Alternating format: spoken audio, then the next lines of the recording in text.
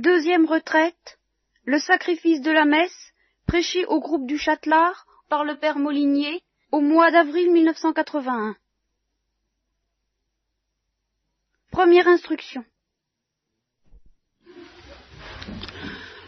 Et je voudrais vous parler de la messe, de l'Eucharistie, puisque c'est le congrès eucharistique et que c'est un thème à l'ordre du jour. On m'a demandé à Nancy de faire des conférences là-dessus. J'avais accepté de faire une série de 5 conférences.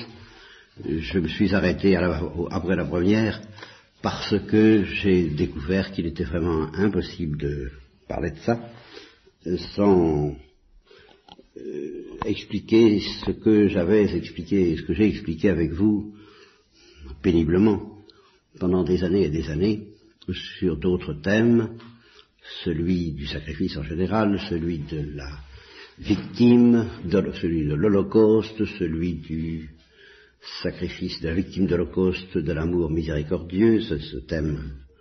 Et c'est de là que je partirai pour ajouter à ce que je vous ai déjà dit sur l'Eucharistie, car je vous ai déjà parlé de l'Eucharistie. Si vous vous en souvenez pas, eh bien, je vous rafraîchirai la mémoire tant bien que mal.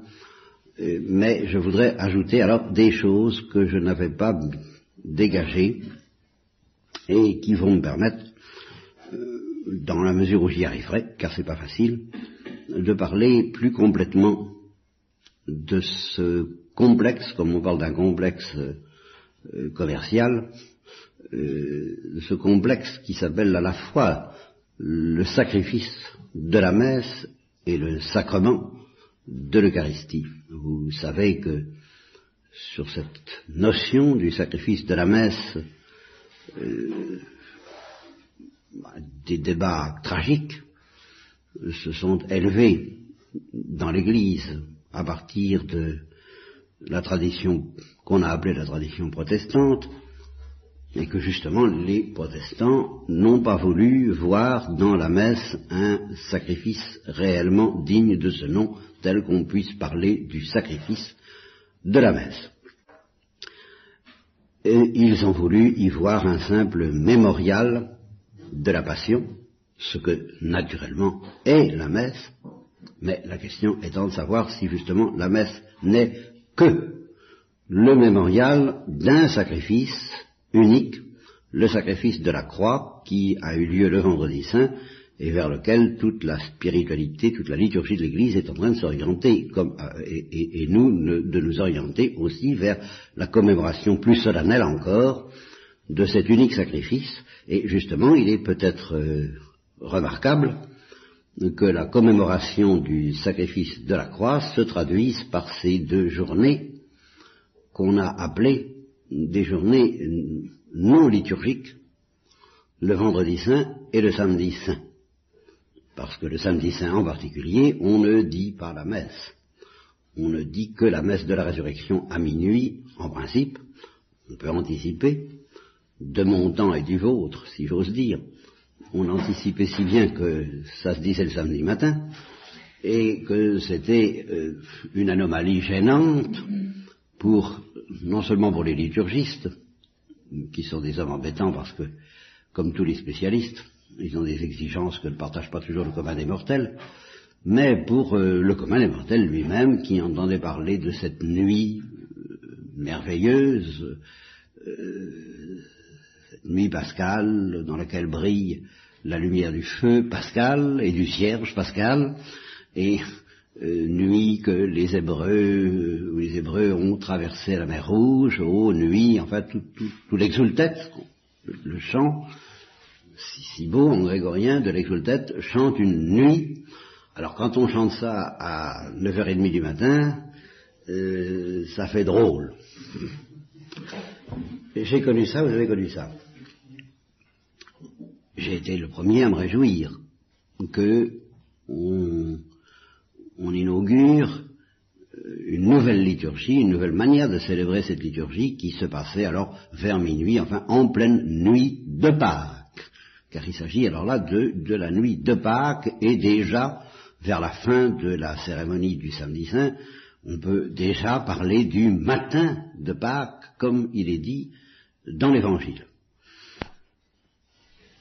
Je suis obligé de reconnaître que cette fascination exercée sur moi par une liturgie aussi riche et aussi alléchante que celle de la nuit de Pâques, du samedi saint, a quelque chose tout de même d'un peu esthétique dans mon esprit, ou dramatique, ce qui n'est pas forcément péjoratif, mais ce qui est limité, et il faut le comprendre, et c'est une chose très difficile à comprendre pour la liturgie chrétienne que de naviguer entre le théâtre et la foi.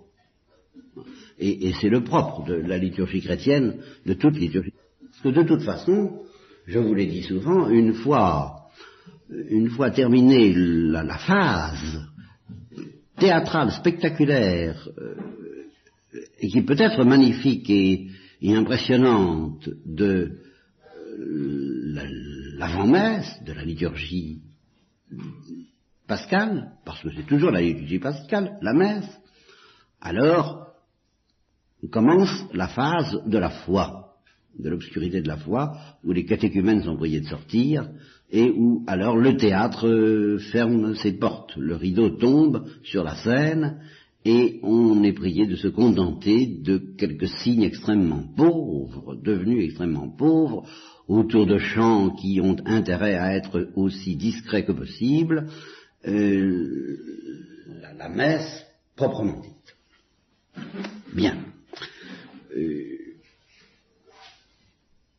Je parle de ça, bon, je me suis laissé aller à parler de ça à partir du samedi saint, un développement sur le samedi saint, et je vous disais qu'il y avait eu un affrontement, voilà. C'est un enchaînement à partir de cette idée de l'affrontement qu'il y a eu entre la tradition protestante et la tradition romaine sur la portée de la messe.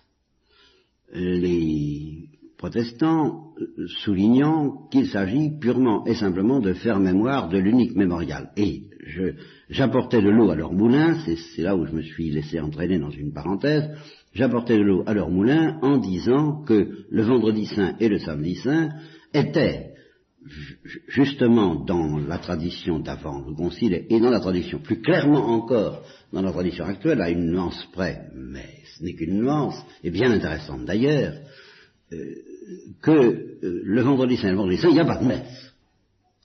Voilà. C'est justement le moment de l'année liturgique où on commémore de la manière la plus solennelle dans l'Église le sacrifice de la croix. Le vendredi saint, vous savez de quelle façon, on y ajoute la communion, et autrefois on y ajoutait la communion du prêtre, on appelait ça la messe des pré-sanctifiés, mais c'était une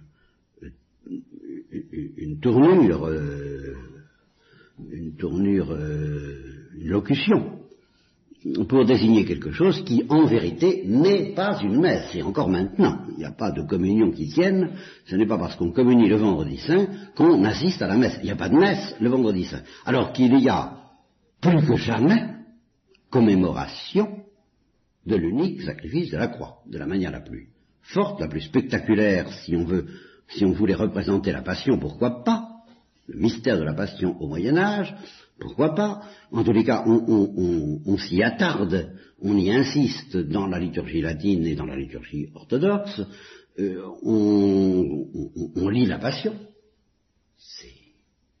Ça fait partie c'est l'essentiel de ce qu'on fait le vendredi saint, presque plus essentiel que de communier, à la limite. En tout cas, c'est une communion qui pose des problèmes originaux, sur lesquels je vais revenir, puisque c'est une communion sans messe.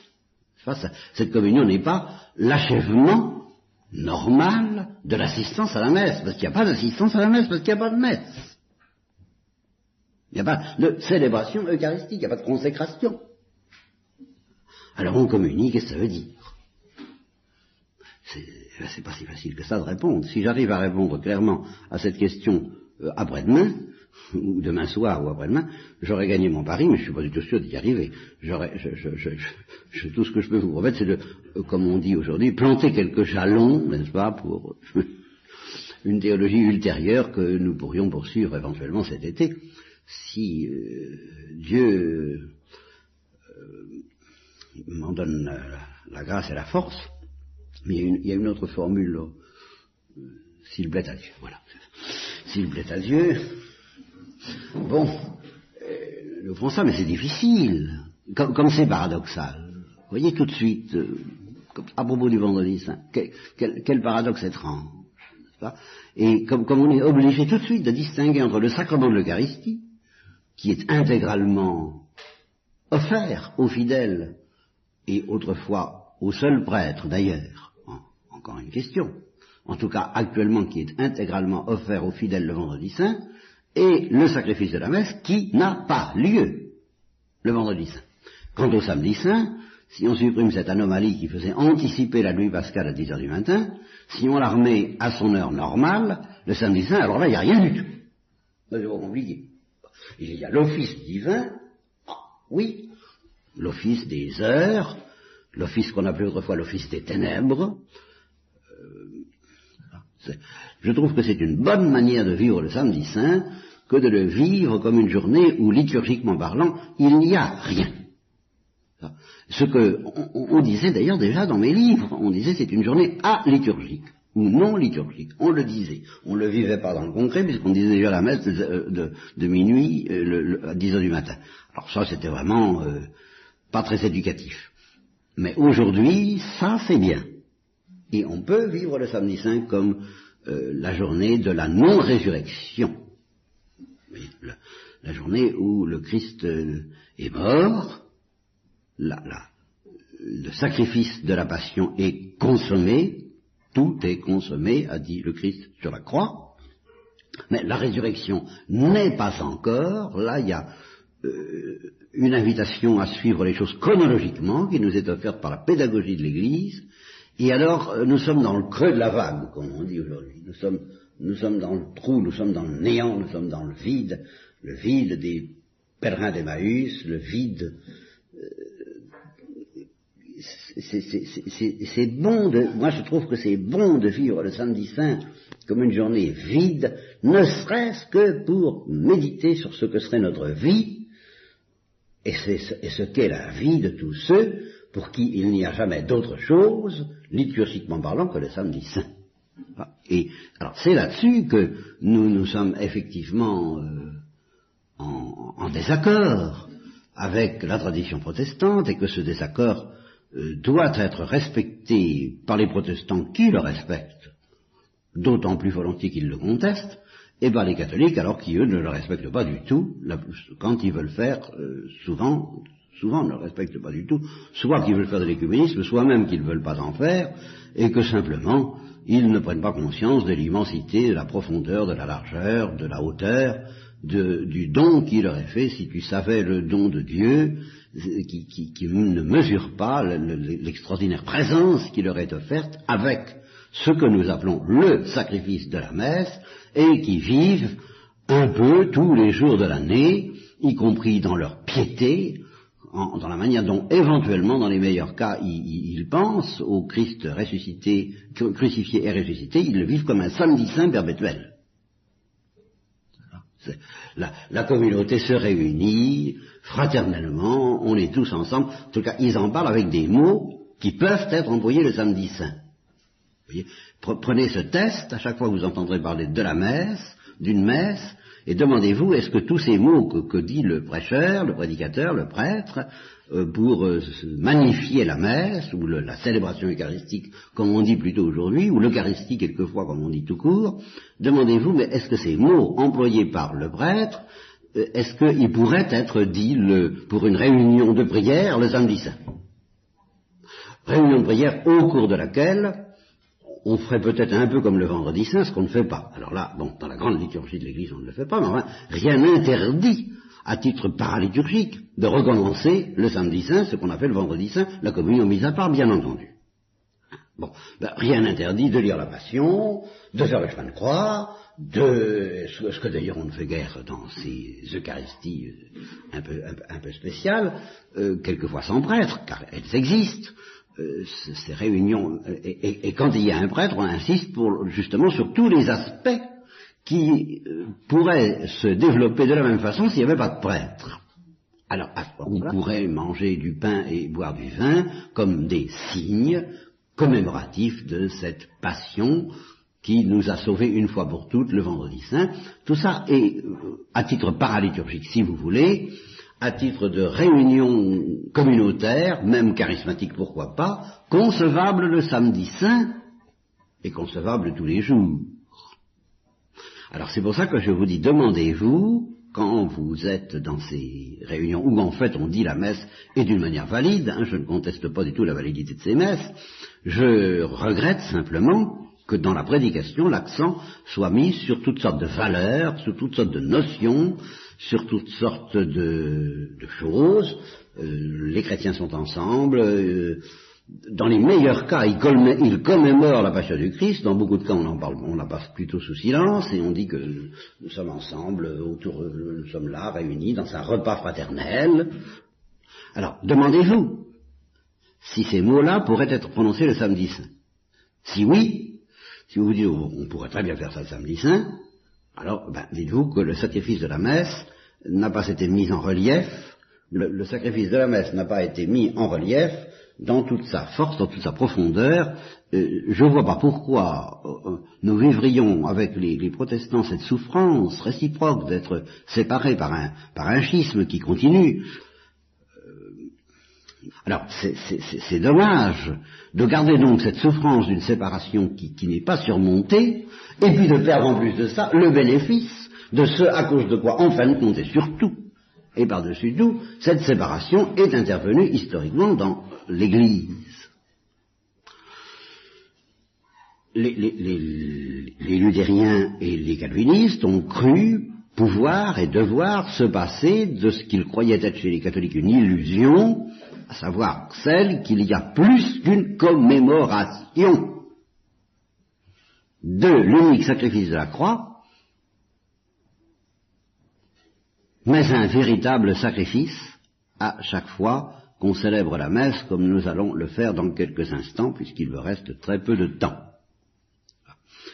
Et à cause de cela, de cette chose-là qui est si grave, à cause de ce bien qui nous paraît si précieux, nous préférons, et les protestants préfèrent aussi par amour de la vérité, les vrais, nous séparer, nous considérer comme ne pouvant pas entrer en communion parfaite, parce que ça nous paraît trop grave, nous, d'abandonner ce bien infiniment précieux à nos yeux du sacrifice de la messe, eux, eh bien, de porter atteinte, car c'est ainsi qu'ils le croient, de même que les musulmans pensent que nous sommes polythéistes et que nous adorons trois dieux, parce qu'il y a trois personnes en Dieu, les protestants croient que nous portons atteinte au caractère unique, transcendant, absolu, du sacrifice de la croix. Et c'est pour mieux honorer cette transcendance unique du sacrifice de la croix qu'ils ne veulent pas y ajouter le sacrifice de la messe. C'est très respectable. Et c'est là où je reconnais que notre position, la mienne en tant que théologien, est une position très inconfortable. Puisque je vais soutenir à la fois qu'il n'y a qu'un seul sacrifice rédempteur, le sacrifice de la croix, et que cependant la messe est un véritable sacrifice, est-ce que vraiment je ne vais pas donner l'impression de relever le gant et d'opérer devant vous une sorte de tour de prestidigitation, dans lequel je vais arriver à maintenir deux choses qui ne peuvent pas être maintenues sérieusement, à savoir que la messe est un véritable sacrifice à chaque fois qu'elle est célébrée, et qu'en même temps il n'y a qu'un seul sacrifice. Alors, il faudrait tout de même savoir. Et à la limite, on pourrait être taxé, nous pourrions être taxés de mauvaise foi, de malhonnêteté intellectuelle,